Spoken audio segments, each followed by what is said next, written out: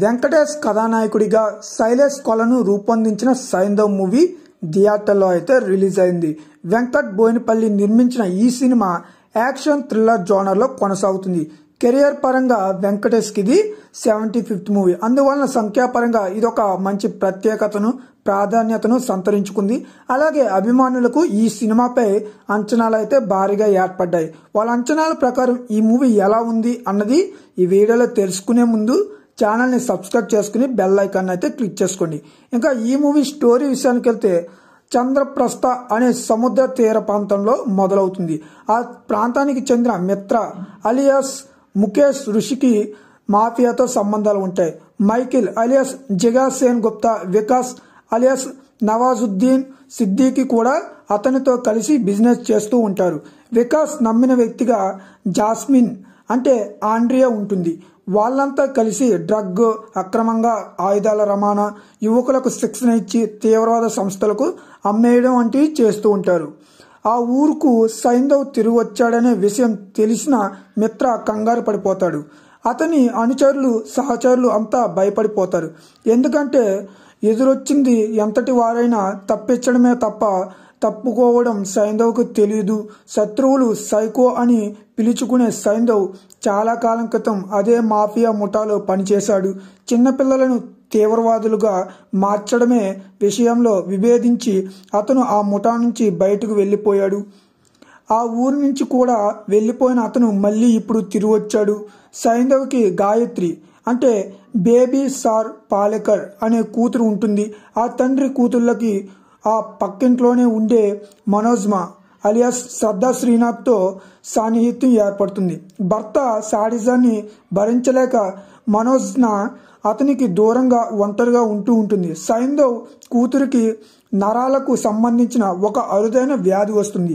ప్రాణాంతకమైన ఆ వ్యాధి నుండి బయటపడాలంటే 17 కోట్ల ఖరీదైన ఇంజెక్షన్ ఇవ్వవలసి ఉంటుంది. మిత్రముఠ పిల్లలను తీవ్రవాదులుగా మార్చుతూ ఉండడం పట్ల అసహనాన్ని వ్యక్తం చేస్తూ వాళ్ళకి సంబంధించిన కంటైనర్లను సైంధవ్ దాచేస్తాడు. దాంతో అతని కూతురికి అవసరమైన ఇంజెక్షన్ దొరకకుండా వాళ్ళు కట్టడి చేస్తూ ఉంటారు. తమ కంటైనర్లను తమకి అప్పగించి ఆ ఇంజెక్షన్ తీసుకెళ్లమని చెబుతూ ఉంటారు. తన కూతురు మాదిరిగానే 300 మంది పైగా పిల్లలు ఆ వ్యాధితో బాధపడుతున్నారనే విషయం తెలుసుకున్న సైంధవ్ ఏం చేస్తాడు? మాఫియా ముఠాను ఎదిరించి తన కూతురిని కాపాడుకోగలుగుతాడా లేదా అనేది మిగతా కథ. దర్శకుడు శైలేష్ కొలను ఈ కథను యాక్షన్, ఎమోషన్ కలిపి తయారు చేసుకున్నాడు. ఈ రెండు కూడా ఒకదానితో ఒకటి ముడిపడి ఉంటాయి. ఓ కన్న తండ్రి తన బిడ్డను కాపాడుకోవాలి. అందుకు అవసరమైతే డబ్బు కోసం తన శత్రువులనైనా ఆశ్రయించాలి. అందుకోసం సమాజానికి హాని కలిగించే మత్తుమందులను, మందుగుండు సామాగ్రిని వారికి అప్పగించాలి. అటు సమాజము, ఇటు తన గారాల కూతురి ప్రాణమా అనే ఒక డైలమాలో పడిపోయిన హీరో చివరికి ఏ నిర్ణయం తీసుకున్నాడు అనేది శైలేష్ రాసుకున్న తీరు బాగుంది. శైలేష్ కొలను ఈ కథలో యాక్షన్, ఎమోషన్ను మాత్రమే అండర్లైన్ చేసుకున్నాడు. తండ్రి కూతుళ్ల మధ్యనున్న బాండింగ్ను మాత్రమే అతను హైలైట్ చేస్తూ వెళ్ళాడు. అందువలన కనుచూపు మేరలో ఎక్కడా లవ్, రొమాన్స్, కామెడీ డ్యూయెట్లు కనిపించవు. ప్రధానమైన కథాంశంపైనే దర్శకుడు పూర్తిగా ఫోకస్ చేశాడు. అందువలన మిగతా అంశాలు లేవనే ఆలోచన ప్రేక్షకుడికి రాకుండా చూసుకున్నాడు. తన కూతుర్ని కాపాడుకోవాలనే తాపత్రయం కలిగిన తండ్రి పాత్రలో వెంకటేష్ కన్నీళ్లు పెట్టించాడు.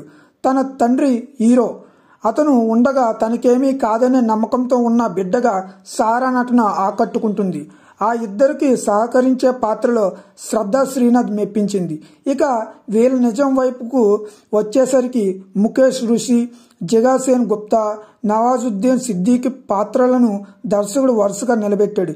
ఈ ముగ్గురిలో ఎవరిని మెయిన్ విలన్గా చూపించాలనే విషయం తడబాటు కనిపించింది. ఎందుకంటే ముఖేష్ ఋషి అప్పగించిన ఆపరేషన్ పూర్తి చేయడానికి నవాజుద్దీన్ సిద్ది రంగంలోకి దిగుతాడు. ఈ విషయంలో అతను ముఖేష్ ఋషితో చివాట్లు, చెంపదెబ్బలు తింటాడు. ఆ తర్వాత అతనికి కోట్ల రూపాయల ఖరీదు చేసే బిజినెస్లు, పెయింటింగ్ క్లబ్బులు ఉన్నాయని చూపించారు. ఇక ఆర్య, ఆండ్రియా పాత్రలకు సంబంధించిన పూర్తి క్లారిటీ కూడా ఉండదు. కాకపోతే తమ వంతు పాత్రలకు న్యాయం అయితే చేశారు. నిర్మాణ విలువల పరంగా వంకబెట్టవలసిన అవసరం అయితే లేదు. లొకేషన్స్ హైలైట్గా నిలిచాయి. సంతోష్ నారాయణ్ బాణీలు పర్వాలేదు. బంగారమే బంగారమే అంటూ పాపపై సాగే పాట మనసుకు భారం చేస్తుంది. బ్యాక్గ్రౌండ్ స్కోరు, మణికందన్ కెమెరా పనితనం కూడా మెప్పించాయి. గ్యారీ బిహెచ్ ఎడిటింగ్ కూడా ఓకే అనిపించే విధంగా ఉన్నాయి. ఈ కథలో ప్రధానమైనవిగా కనిపించేవి ఎమోషన్స్ ట్రాక్ కనెక్ట్ అవుతుంది. అలాగని రామ్ లక్ష్మణ్ డిజైన్ చేసిన యాక్షన్ సీన్స్ను తీసిపాడేయలేం. కాకపోతే ఈ మూవీలో రక్తపాతం అనేది ఎక్కువగా ఉంటుంది. సో నా ఎక్స్ప్లెనేషన్ నచ్చితే ఈ వీడియోని లైక్ చేయండి, షేర్ చేయండి, సబ్స్క్రైబ్ చేసుకుని బెల్ ఐకాన్ని క్లిక్ చేసుకోవడం మాత్రం మర్చిపోకండి. Thank you.